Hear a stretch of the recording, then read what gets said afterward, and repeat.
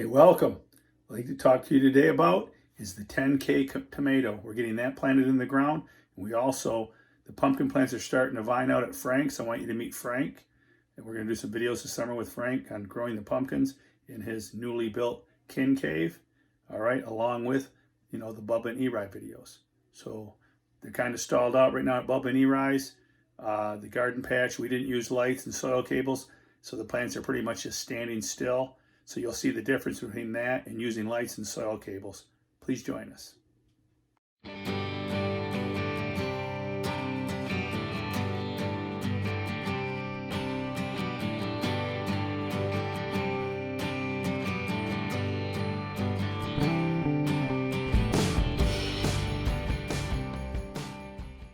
It's Sunday, May 17th. You got the beefsteaks and cherries. It's time to deliver them because I'm tired of taking care of them.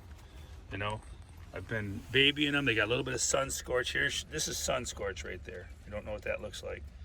And then I got some sugar babies. There's some sun scorch on this sugar baby. But they'll be fine. They'll grow out of that in no time at all.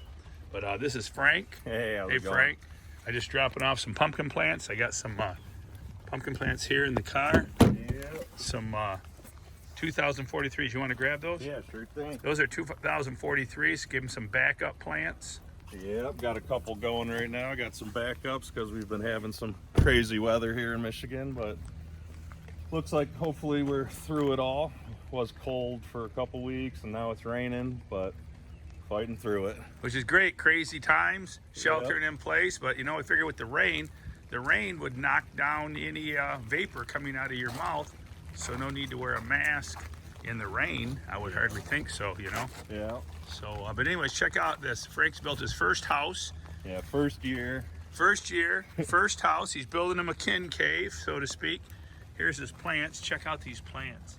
Nice. 2043 and a half. Those are your state records. Is that what those are? Yep, the 2018. Yep. All right. Just got a couple little issues with the leaves early on, but fought through it. Yeah, you see a couple of those leaves look a little funky, but he worked his way through it. The grow lights, adjusting the grow lights, that's all that is. They look pretty good. I wish I had a vine like that. I don't have nothing like that right now. And so you got a fan in there keeping it circulating because under that plastic you get a lot of humidity going, and at times that can get nasty and stagnant. It's good to have some airflow. Yeah, been good so far. So Only got up to 90 once for an hour all week. But that's because I got these a little silly, but they got the CO2. I had the bag, so I might as well just hang them, and why I can close it up.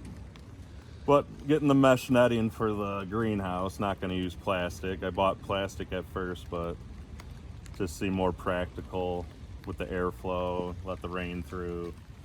Don't want to fight that heat all summer, first time. So we'll see how it goes.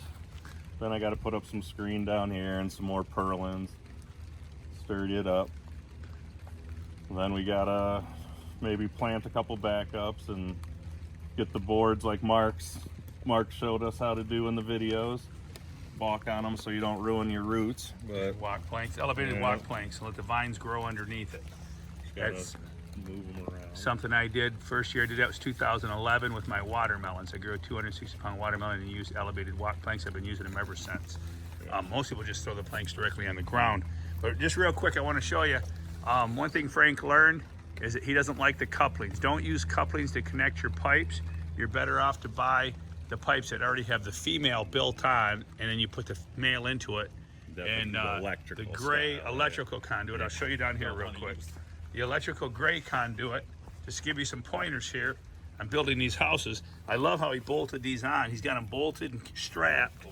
And then this is the gray electrical conduit that you can buy at the big box stores.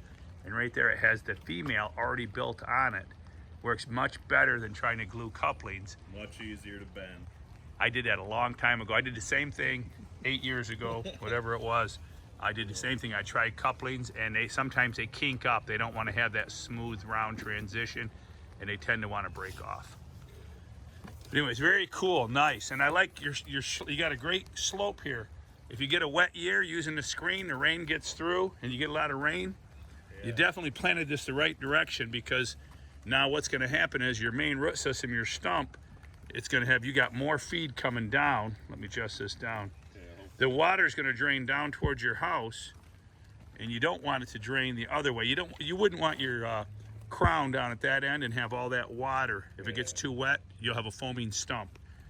If you plant on a grade, folks, plant at the high end of your grade would be my advice. Unless you have total control of your water, then it doesn't matter. All right, I like it. Got some flower beds over there. Let's take those up. Got some sugar babies in the ground over here. Some cucumbers, lettuce, strawberries down on the end. Cool, I like it. Yeah. Love it. Love it, love it, love it. Yeah, all right. 16 by 8 over there, just a little raised bed. Well, thanks for growing with us. I'm going to cut this. Wouldn't have done it without Mark, that's for sure. Wouldn't have known anything.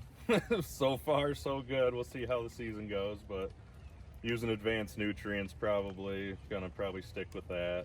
Good products. I don't know. We'll see how it goes. All see right. how the pocketbook is. All right. Well, thanks, Frank. Frank lives about 10 miles from me, so I thought I'd stop out today and drop him a couple more plants. I'm gonna give him another sugar baby if he wants it, and I'm delivering tomato plants. If you're on my route today, your tomato plants are coming. All right, welcome back. We're gonna plant the world record Steve Marley pork chops and applesauce Alice world record tomato plant. Steve grew a 9.65 pound tomato last year, growing a world record. All right, I sent him a plaque out today and 300 cash for his world record award last year. He was a member of Worldwide Giant Growers. All right, we're gonna plant the seed from that. I've started a couple of plants. If you go back, I'll link this back to the earlier videos showing the plants in the grow room. We are gonna plant this today out here in the same patch I grew last year. Now last year, we grew these in Dairy Dew products. What I failed to do was realize that the Dairy Dew products are loaded with nutrients. You're good for 6 weeks. All you need to do is water for 6 weeks. I was hammering them with fertilizers, trying to feed them. Not really hammering them, but I was giving them a trickle feed. It was more than they needed. It didn't work out real well. So this year, we're just gonna water them. And I talked to Steve Marley. He gave me some really good tips. Old school is you try to set the tomato on one of the lower trusses. That's old school. We're gonna try it new school because I know my good friend Pete Vanderweilen from Wisconsin, he grew a 7-pounder nipple high. Nipple high in the plant, standing on the ground. He grew a 7-pounder. So there you go. But anyways, this is my best plant. First one to pop a root. We're gonna screw out the bottom here. All right, I'm gonna talk a little louder in case you're picking up any lawnmower or weed whacker noise. What we're gonna do is we're gonna slide this out of the bucket. We'll come down here. Mama Bubba. Mama Bubba's doing the taping today. So bear with us. Actually, I'm sorry, I'm going backwards with this. We're gonna pull this out just like this. I took the bottom. This is an old Mark's Mixes jar, which for you guys, Mark's Mixes is no longer available. Do not try to buy it online. We are now using Dairy Dew products. Here we go. Here it is, grown in a jar upside down, took the bottom of the lid off. What I'm gonna do is lay this in here sideways like this. I'm gonna inoculate it with some Great White Mycorrhiza, which I know is a very good product. And I have another generic brand I got from the West Coast. I like using multiple strains of mycorrhiza for the fact that it's very fragile. It could die in the mailbox. It gets over 100 degrees, it's gonna die. So, because of that fact, I use multiple strains to make sure I'm getting a good inoculation. So there we go. Now what I'll do is I'm gonna cut off this lower branch because you know tomatoes will root all the way up to here. All this will grow roots, and I want the biggest root system I can get. So I'm going in here a little bit sideways. We're gonna backfill it, gently pack it down. We've got lots of moisture in here. We just had really good rainfalls. We'll go like this, like she's growing on an angle. We're gonna go for the 10K. Eddie Zukowski of Canada has offered up $10,000 prize for the first 10-pound tomato. If you go to the Great Pumpkin Commonwealth website, you can probably find information on that. If you grow one, you better get a witness. You better call, get a GPC rep, get it certified, make a video, do everything you can. So there you go. I got that baby buried right up tight. I'm in no hurry. If I didn't tell you, it's May 16th. May 16th, we got lots of time. I'm a little bit ahead of the game, but hey, it's the first one to grow a 10-pounder. It's not the biggest tomato of the year. All right, this is the tomato bed. Last year I had 3 tomato plants in here. This year we're putting 1. These snow peas, I call them snow peas, they'll be done in a month by the middle of June. It's now June. Today's May 16th, Jackson Reed's birthday. I'm planting the tomato plant. Well, the peas will be done by probably June 16th, depending on weather conditions. And I will take them out at that point in time. And then this entire bed will belong to this tomato plant. And what I've done here is I've stuck in one of Uncle Bob's metal cages. Stuck that in now. And this screen, this is an insect screen. I will clip this on here, providing sun filter. It's going to filter out 20% of the sun, as this plant is not used to the full sun yet. It also will give me hail protection. If a storm comes through, hail, the plant will have hail protection. Mama Bubba went and got me some clips. We clipped the screen on so the wind doesn't blow it away. And this plant does not need the harsh sun right now. It's actually kind of injured. It just got stuck in the ground, cut off some branches. Now for wind protection, I'm going to do this right here, a crisscross applesauce, some sticks. We seem to be real windy around here, and I want to prevent any wind damage. So that'll prevent it from getting snapped off. And I'm going to go down to the dollar store and buy me some more clips so I can clip this around here and make sure that I don't get a whirlwind of blow-mageddon going. Here is a perfect example of why this screen is so much better than plastic.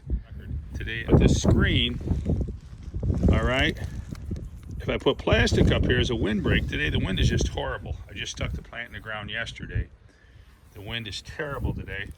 So I put the screen up. What it does is it defuses the wind, where plastic would stand up like a wall and the wind would try to rip the wall down. This way, the 35-mile-an-hour wind coming through this screen gets defused, leaving the plant in pretty good shape. All right, just a little tip why I prefer screen over plastic. Also, hail protection above. And just like plastic and screen, they're both lose about 20% of the sun. So it's filtered sun either way, but I really prefer the screen. Just saying. There you go, there you have it. Join us, come back. I'll link this back to some of my tomato growing videos, but join us for the summer of 2020, where we're gonna try to grow the 10K world record tomato. Wish me luck. Thanks for joining us today. I hope you enjoyed the video. If you did, please click on the channel, subscribe to the channel, and turn on your notifications. Ring the bell. Please ring the bell, baby, and join us for this summer's videos. We're going to be growing them all summer long. We're going to be growing at Frank's, Bubba and E-Rise, Dawn's Clay Garden Cure, the 10K tomato, and the 150 contest. Who can grow the biggest pumpkin on 150 square feet? That'll be another video we'll be doing this summer. It's going to be a great summer 2020. Please join us. Remember, keep it a secret, but go tell a friend.